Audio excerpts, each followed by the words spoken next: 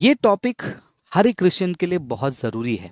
और जितने लोग मेरे वीडियो को देख रहे हैं, आप सभी से विनती है कि ये जो अगले 1 या 2-4 मिनट में जो मैं बातचीत करने जा रहा हूँ, इस विषय को आप कट करें, अपने-अपने चैनल्स में, व्हाट्सएप में, फ़ेसबुक में, कहीं पर भी आप इसको अपलोड करें। अगला जो 4-5 मिनट का जो भाग मैं आपके साथ शेयर करने जा रहा हूँ, क्योंकि ये बहुत ज़्यादा क्रिटिकल है। मैं बात करने जा रहा हूं इलेक्शन 2024 के बारे में। जी हाँ मेरे प्रियो, इलेक्शन 2024 भारत का एक ऐसा इलेक्शन जो 5 साल में एक बार आता है, जहां पर एमपी चुने जाते हैं, जिनके द्वारा भारत देश के प्रधानमंत्री चुने जाते हैं। तो ये इलेक्शन का महीना शुरू हो चुका है, कैंपेनिंग हो रही है। बहुत सारे क्रिश्चियंस सुन रहे हैं, सोच रहे हैं हम भारतीय जनता पार्टी को वोट करें, हम कांग्रेस को वोट करें, हम आम आदमी पार्टी को वोट करें, या फिर हमारे लोकल लेवल पर जो सपा है, शिवसेना है, ये कौन से पार्टी को वोट करें। ऐसे कन्फ्यूजन क्रिश्चियंस के अंदर हमेशा रहता है। और बहुत सारे क्रिश्चियंस कहते हैं कि यार हमको इन झमेलों में नहीं पड़ना है, हम सिर्फ प्रार्थना करेंगे और हम वोटिंग करेंगे ही नहीं, परमेश्वर जैसा चलाना चाहे वैसा चला दे। तो ये एक ऐसा बहुत बड़ा कन्फ्यूजिंग स्टेट है कलीसियाओं में, पास्टर्स में और विश्वासियों में, जहाँ पर इलेक्शन को सीरियसली नहीं लिया जाता है, प्रार्थना तक सीमित कर दिया जाता है। तो इस वीडियो में मैं आपको शॉर्ट कुछ एडवाइस देना चाहूँगा, क्रिश्चियन होने के नाते, क्रिश्चियन कम्युनिटी में रहते हुए इस इलेक्शन 2024 को आपको कैसे देखना है। सबसे पहले, Christian churches, pastors, bishops, evangelist जो भी हैं, एक छोटा सा छोटा विश्वासी जो वोटिंग करने के लिए एलिजिबल है, उन सभी से मेरा रिक्वेस्ट है कि ये 2024 के इलेक्शन को आप बहुत ज़्यादा सीरियसली लीजिए। एज अ क्रिश्चियन आपको वोटिंग में भाग लेना अनिवार्य है। आप पूछ सकते हो कि किस आधार पर बात कर रहे हो। मैं आपको 5 पॉइंट बताना चाहूंगा जो हर एक क्रिश्चियंस के लिए अनिवार्य है इलेक्शन में भाग लेना। वोटिंग करना क्रिश्चियन चर्चेस, पास्टर्स और विश्वासियों के लिए बहुत ज़्यादा ज़रूरी है, और इसका सपोर्ट हमें बाइबल से भी मिलता है। कुछ लोग डायरेक्टली पूछेंगे बाइबल में कहाँ लिखा है वोटिंग करो। बाइबल में बहुत सारे डायरेक्ट वचन नहीं लिखे हुए हैं, क्योंकि बाइबल जो है हमारे जीवन से जुड़े हुए सिद्धांतों के लिए लिखी गई है। लेकिन इसका मतलब ये नहीं कि बाइबल में बातें नहीं है। बाइबल को स्टडी करते समय कई सारे ऐसे बातें पता चलती हैं जिसके आधार पर हम बहुत सारे निर्णय ले सकते हैं, और उनमें से इलेक्शन भी एक है। अगर आप रोमियो की किताब पढ़ते हैं, विशेष करके रोमियो के पत्र 13वां अध्याय वचन 1 से लेकर 7 पढ़ते हैं, वहाँ पर बाइबल हमें एनकरेज करती है कि जो कानून दिया गया है, जो गवर्नमेंट दिया है, वो परमेश्वर की ओर से है, हमें उसका आज्ञा पालन करना चाहिए, उससे जुड़े हुए कानूनों का पालन हमें करना बहुत ज़रूरी है। तो जिस भारत देश में हम रहते हैं मेरे प्रियो, ये भारत देश का एक संविधान है, और ये संविधान और यहाँ के जो सिस्टम है, उसका एक फॉर्मेट है, उसका एक मैंडेट है कि हम 5 साल में एक बार इस देश के लिए प्रधानमंत्री को चुने जो इस देश का नेतृत्व करता है। तो यदि बाइबल हमें कहती है कि हमें कानूनों को मानना है, बाइबल हमें कहती है कि हमें गवर्नमेंट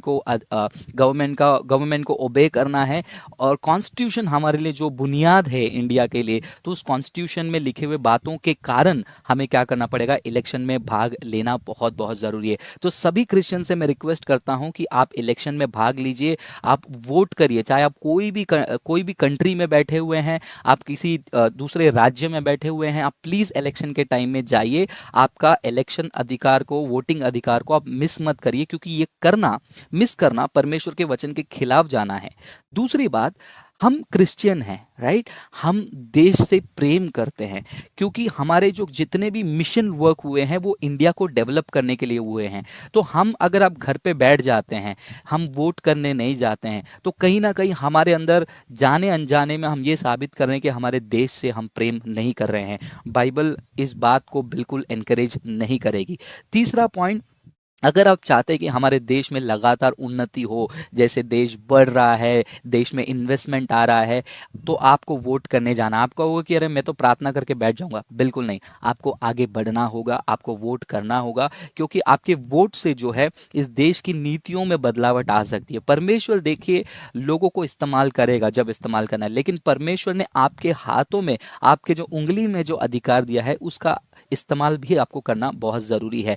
चौथा, अगर आप किसी पॉलिटिकल पार्टी को देखकर कहते हैं अरे ये तो बहुत बुरा है, ये तो बहुत विरोध है, क्रिश्चियन को परेशान करते हैं, मैं ऐसा करूं वैसा करूं, ये सारे चीज़ों को आप साइड में रखिए एक सेकंड के लिए।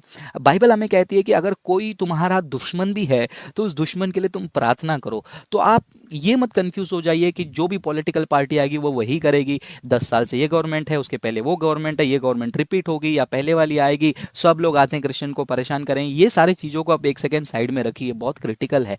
लेकिन उसी साथ बाइबल हमें कहती है कि हमें तकलीफ देने वालों के लिए भी हमें प्रार्थना करना है। तो आप प्रार्थना जरूर करें, प्रार्थना पूर्वक आप आगे बढ़ें। अगर आप कहते हैं कि मैंने प्रार्थना कर लिया है ब्रदर, लेकिन दिल ऐसा ऊब गया है कि मैं अब कांग्रेस को भी वोट नहीं करूंगा, बीजेपी को वोट नहीं करूंगा, या फिर मैं आम आदमी को नहीं करूंगा, शिवसेना को नहीं करूंगा, या सपा को नहीं करूंगा, ये XYZ पार्टी जो भी है इसको मैं नहीं करूंगा, अगर बोलकर आप घर पे बैठते हो तो आप बिल्कुल गलत कर रहे हो। लेकिन कुछ क्रिश्चियंस क्या करते हैं मालूम है, ठीक है बाइबल के अनुसार मुझे जाना पड़ेगा, वोट करना पड़ेगा, तो मैं जाऊंगा, लेकिन मैं नोटा दबा दूंगा। नोटा का मतलब होता है कि कोई भी पार्टी को मैं जिताना नहीं चाहता हूँ। मैं नागरिक होने के रूप में मैं इलेक्शन में मैंने भाग लिया है, लेकिन मैं नहीं चाहता हूँ, मैं कोई जिम्मेदार नहीं हूँ। ये कैसा है मालूम है, ये उसी प्रकार है जैसा कि एक जिम्मेदारी से हाथ धो देना कि भाई मैं ये जो गड़बड़ी हो रही है उस गड़बड़ी में मेरा कोई लेना देना नहीं है, क्योंकि मैंने ना इस गवर्नमेंट को वोट किया ना उस गवर्नमेंट को वोट किया। क्योंकि ये थॉट मेरे अंदर भी एक टाइम पे था, और शायद से मैंने एक दो बार नोटा किया भी होगा।